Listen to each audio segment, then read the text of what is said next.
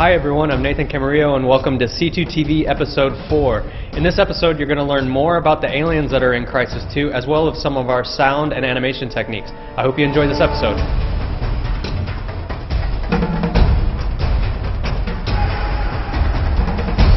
We looked a lot at the enemy types, and the challenge was there, okay, now we're in a city environment, what kind of enemies would integrate better there and would make sense and actually provide interesting gameplay? One big difference between the aliens in Crysis 1 and Crysis 2 is that the new aliens have feet. And the aliens in Crysis 1 didn't. Differently than in Crysis 1, where all the fantasy alien characters were floating around the environment, Crysis 2 has bipedal characters which are a lot more complicated and complex to work with. Obviously they're walking around, they have legs.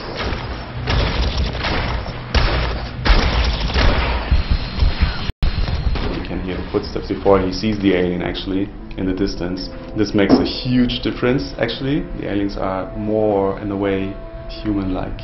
The human eye is very used to seeing things walking around, so any small detail that doesn't work or flow right is very easily spotted.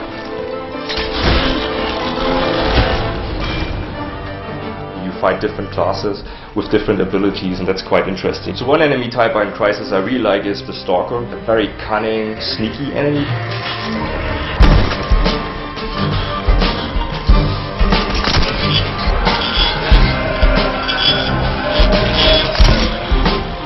That we specifically designed to really work very well in the vertical environment that Crysis 2 takes place. So he can jump down, jump over things, leap up walls, move along the wall. He becomes a really interesting, challenging element in the gameplay, and a very scary one.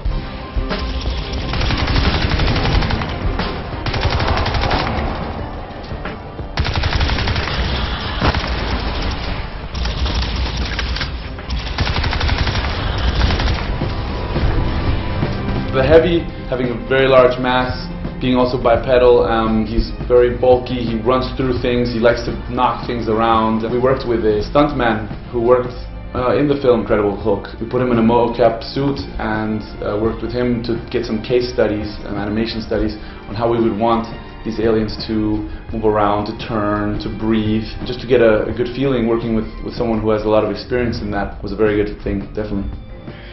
To me, it feels as though it's puppeteering this body. It sort of leads with the brain, and then the mechanics of the body follows. I instantly thought, well, if they're mechanical on the bottom and they're organic on the top, then it would be nice to sort of have false limbs that we work with in the motion capture volume. We've had to work very intensely doing a lot of animation tests and studies on how we would want these characters to walk around, talk, act, and not look like a man in a suit, but actually also have character and personality and look out of this world, basically.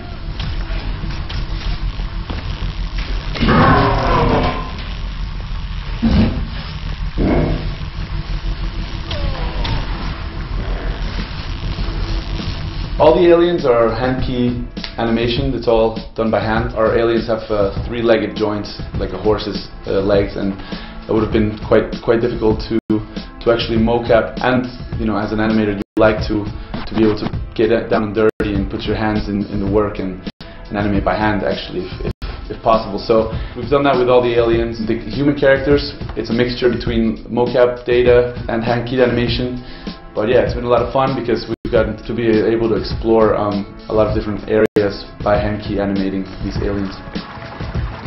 Switch! Open fire! Incoming!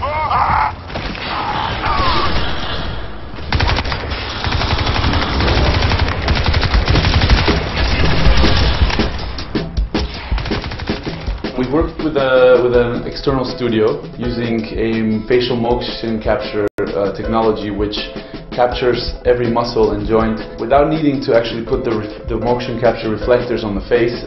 Actually, just by recording video, the technology basically uses the camera footage, the video footage, to control the exact movement of every muscle and joint in the face, which then gets interpolated into data, into the computer, and then a whole huge team of animators and go in and clean up that data and make sure that everything looks nice and very realistic.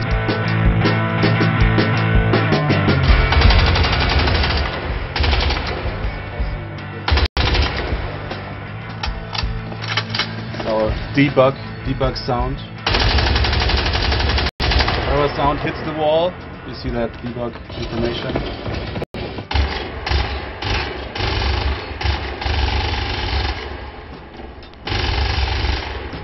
The funny thing is that, Crysis is always so graphics heavy that you have to follow up on sound. The research phase was, of course, we were looking at everything which was done out there, from Aliens 1 to District 9. The biggest challenge was to not redo something which has already been done, because it's so easy that you kind of fall into that thing like, oh yeah, this sounds like.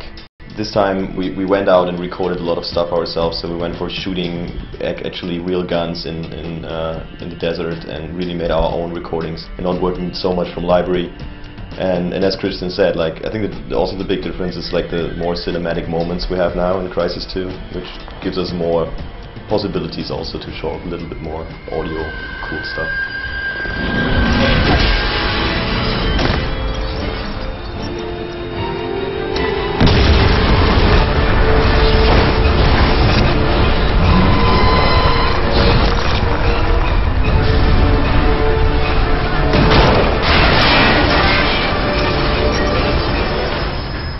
Now we kind of in the direction of like energetic sounds, which are a lot of based on actually instruments. So we use a lot of guitar and basses and kind of distort the stuff in the end and heavily processing it, of course. Sound is a little bit like like colors is something.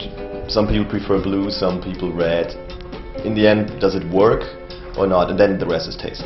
So far I think we're on a pretty good track to just be at least this unique thing that you kind of hear the sound, you kind of, oh, this is Crysis. This is the big challenge, but also a big opportunity to just being really unique. In the last couple of weeks actually I've really started to see everything coming together.